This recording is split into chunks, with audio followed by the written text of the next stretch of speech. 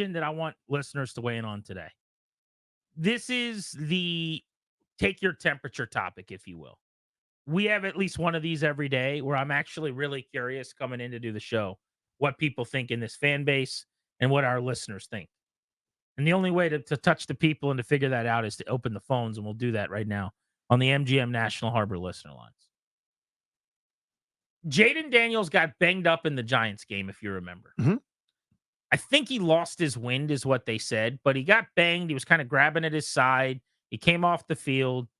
He eventually, based on a stoppage in play, was able to get back on the field. I think Driscoll may have come in and handed off for a snap. There was one or two plays, and then Daniels was right back in the game. There have been 3 home games. He missed time in that Giants game. He missed 3/4 of the Carolina game. There was one, the Browns game, where he didn't play in the fourth quarter because they were up by 1,000,000, but he was fully healthy. I think a reasonable person can look at this and say, come on, guys.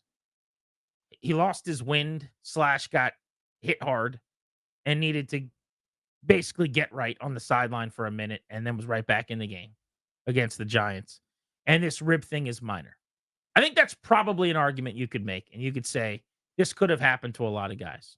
I would push back on that, by the way. I think his frame is part of why this happens. Mhm. I think the fact that he's the first ever 6'3" quarterback that weighs 203 pounds and runs around as much as he does is part of why this happens. Both of these plays happened when he was running. Now, everybody's favorite thing to do. I saw this when I was on the beat in 2012. I've seen it already this week. Dan Quinn comes out and corrects someone and says, well, it wasn't really a design run. That's more of a scramble at that point because he's just running around, making his own decision downfield. I saw something in the Post. I don't know who wrote it. And it was a good piece. I'm not joning on it. But the headline was something like, it was, happenstance, not a design. Basically the idea was like, let's get ahead of this to make sure everyone knows this kind of thing can happen. And Jayden Daniels didn't do anything wrong. I'm not trying to say he did anything wrong. I am trying to say he probably, as we speak right now, weighs 204 pounds and he's 6'3" and he's slender and he's going to take a bunch of hits. And that is a very real question that can be asked. So the question I have for people is, we are not even halfway through the season now and possibly on the precipice of him missing his first game.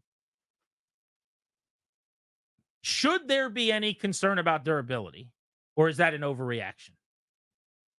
800-636-1067. Is it too early to be concerned about durability?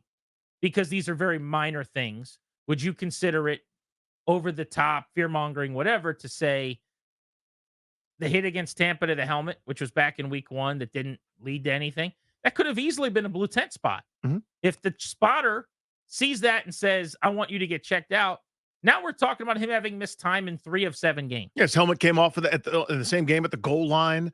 That's negated a touchdown. Here's the deal. This isn't fair. What I'm about to say is not fair. It's not fair to him. It's not fair to anybody. The only time I will begrudgingly say, you know what, it's not a factor, is if there's a whole bunch of 16s and 17s in the G column on his Pro Football Reference page for years. I'm going to be concerned about this morning, noon, and night. This was my concern pre-draft. Your standing watch. This was my concern in training camp. This is my concern in the preseason. It's my concern through 7 weeks of football. It's not a negative. It's not a personal shot at Jayden Daniels. Okay, it is not at all perceived that way. Because I can already see all of the people with Jayden Daniels avatars yelling at us or anyone else who just brings this up to say, I'm using historical information when you can point to like 5 quarterbacks at the combine ever in the realm of his height and weight. And most of those guys are pocket passers, by the way, not dudes that ran all over the place. So there's not a precedent for this. There's not really a guy that looks like him from a thinness body frame standpoint that runs around. I'm just asking for, let's all break out the pom-poms. He's unbelievable. But a little bit of realism here, a little bit of a realistic approach to these are big bodies hitting you pretty hard. And we've seen him get hit really hard. How many times this year? Half dozen? Yeah. Like where he's been crunched? Well, the answer to your question is why do people do that? It's because there's some sort of maybe implication tied to it that the player is soft or that there's something flawed or wrong with him. And anything other than heaping the deserved and appropriate praise is met with this like fingers in your ears temper tantrum when you tell the child, no, you can't have ice cream for dinner. You actually have to eat your fish sticks. I mean, that's all it is. Yeah. It is this reflexive rush to defend the wonderful gift that we've been given that is Jayden Daniels. My concerns for the whole totality of the experience we've had so far begin and end with this part of it. I'm telling you, when you look at any of the highlights, the unbelievable plays, when he runs for 60 yards, whatever it is, against Alabama, making everybody miss, at the end of the play, he goes down like a crash test dummy in slow-mo. At the end of these incredible moments where you're going, this is unbelievable, he falls in these folded up chair, awkward, oh my God, how did he get up ways? You get up every time until you don't. We sit there and we give him credit, and rightfully so, for sticking his nose in there on that throw to Terry McLaurin to beat the Cincinnati Bengals. He took a shot under the chin, a quarter millimeter, one way or the other. It's a different outcome. And by the way, you have to. And you have to. That's quarterbacking. Yes. There's no other way to do it. And my point is, you're going to be exposed to those. It's the extras every time you're basically saying, this individual wave didn't cause the erosion of the beach. Wasn't that wave. Wasn't the wave after that. What have we learned about CTE? Right, when it comes to concussions, it used to be, I've got his bell wrong, or it had to be one big hit. Now we know, no, it's thousands of these little impacts over time. Yeah, and this is kind of the point to me. His frame, his ability to make these incredible plays puts him in more harm's way than a guy that's just the first sign of trouble, he's going to Derek Carr the thing out of bounds. So my take on how he should play all of that will not change. I think you have a shooting star, so to speak. You got to let it fly. I don't know if that's the right analogy. That sounds like something out of a Will Ferrell movie or something. But this guy is so unique and so special. I need him to turn all of his faders up to 11 at all times and go play football. I don't want him thinking about any of the things you and I are, okay? So I'm going to run him. I'm not going to run him on this power between the tackle stuff that Kingsbury's tried a few times, but he's definitely going read option. It would be a ridiculously silly decision not to have him run. I'm not going to, as a play caller, as a coach, take some of his greatness away to keep him out of fear's way, so to speak. Not going to do that. I am going to every single day, whether it's in my office for 5 minutes or when I see him in the hallway and he's going to hate seeing me. He'll try to go, oh, which way is Grant going to be? I'll go the other way. We're going to talk about protecting himself to the point where I'm going to bring him in. And every week, I'm going to show you the 2 or 3 decisions where, hey, you made a great play. Here's one way you could have taken less contact. And this week, it's going to be go to the sideline, not the middle of the field. But there are awkward falls. Like we had Sheehan on the Beltway Blitz on Monday. Mm-hmm. And I think he disagreed with me a little bit on this. Go back and watch the play where he got hurt. He got hurt because he was going down weirdly. He was falling onto his butt. Go back, watch the play. I'm not making this up. I've watched it 1,000 times. He's running at full speed. There's a guy who's caught him, who's like grabbing him around the shoulder, and they're doing this weird, and I think he's trying to protect himself from maybe like a hip drop tackle or something like that, where the guy just jumps on him and does the hip drop and rolls on his legs. So he kind of falls on his butt. I don't know how often you guys run at full speed and fall on your butt. I don't do it very often because the phrase run at full speed. That's doing a lot of work there. But that's not a normal thing. That's just an awkward way to land. Now, he wouldn't have gotten hurt, in my opinion, if the other defender, who I don't even think he saw coming, didn't hit him and crunch him up from the other side. But the awkward landing with someone landing on you was the problem there. You get some of that. And there are just shots that he takes. So I would keep running him. I think you have to. If I'm him, you've got to keep running. But save me the, oh, you're overreacting. Oh, you're a hater. Oh, you guys don't get it. You're right. This guy scrambles more than any other quarterback in the NFL, and it's not even close. It's not design runs, by the way, where I can keep you out of harm's way, where I can account for somebody with a lead blocker, where I can get you to the sideline. He's scrambled 32 times. 32. Nobody else has scrambled more than 26 times this year. Most in the NFL. At his frame, he's just going to take big hits. And after a couple of weeks, I kind of just decided I'm going to have to live with that. But I do think we're going to be in this situation a bunch where over the years, and hopefully they're always good, and hopefully they have a good backup, and hopefully Daniels is an MVP candidate every time it happens. But where it's a week here, couple of weeks there, because he got banged up. I think there's going to be a lot of that, in my opinion. He's questionable. I, I can't coach myself out of that. And as you said, if he plays 2 years in a row and doesn't miss a game or something, I'll sit here and wave my hand and say I was wrong. But so far, it seems to me like he's done a really good job for the most part in the open field avoiding contact, except for the plays that he hasn't.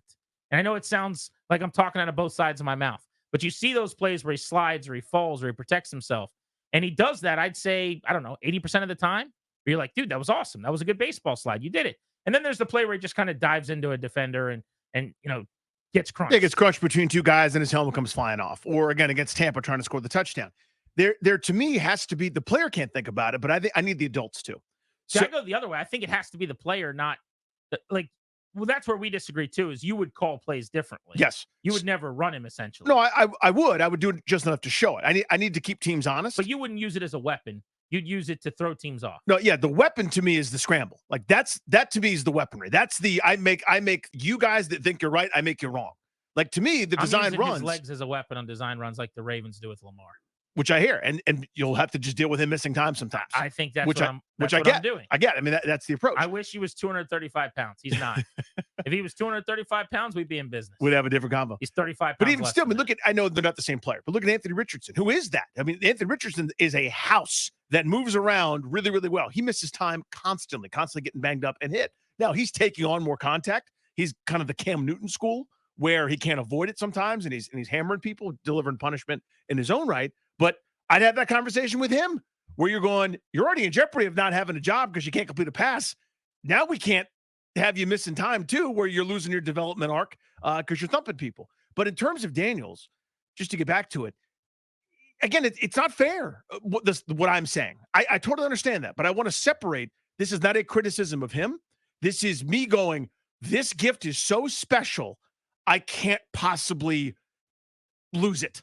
Like, I don't want to lose it. I'm so concerned about losing it, even for a second, that I have to behave in a certain way. So to me, I'm looking at it going, this was my worry then, and it's my worry now. We've already had multiple instances, multiple intervals, little data plot points where he's either had to miss moments, had to go to the blue tent, is likely going to miss a game now, has already missed 80% of one that he's already played in. This is not going away until it's gone for a long time. And then we could laugh about it in a few years ago. Isn't it funny we thought he had a durability problem? I mean, this has come up before. Different DC athletes. Bradley Beal at one point had to have his minutes limited because he had this stress reaction in his leg, which is a precursor to something really nasty. Then 3 years later, he's leading the league in minutes played for the Wizards because it worked itself out. Sometimes it happens. John Allen had an injury designation going into the draft. His shoulder wasn't going to work. Then the guy played pretty much constantly after an injury his rookie year, ironically, nothing to do with his shoulder, but was as durable as anybody playing in the middle. Sometimes it works itself out. So when we get there, I'll stop worrying about it. Question for you guys at 800-636-1067.